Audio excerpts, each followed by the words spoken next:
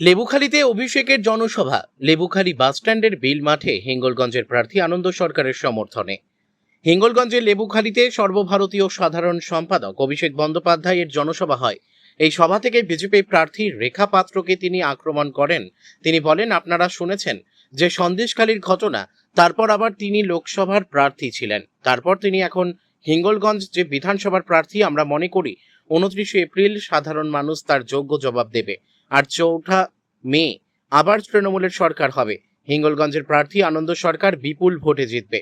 তারপরেই আমাদের আনন্দ সরকারের হাত ধরে হিঙ্গলগঞ্জের উন্নয়ন হবে।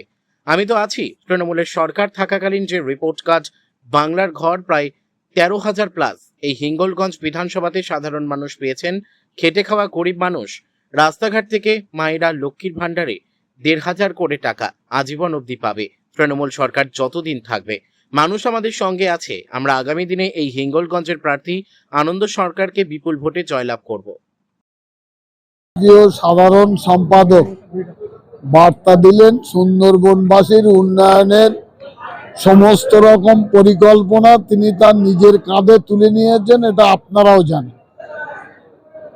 আর 29 তারিখ প্রসঙ্গে বলবো, এই কাঠফাটা রৌদ্রে বেলা 8টা-9টার সময় বেরিয়ে বেলা 3টে সাড়ে 3টে পর্যন্ত যারা নিজের জীবনকে বাজি রেখে দাঁড়িয়ে থাকে, তারা শুধু সেনাপতি অভিষেক।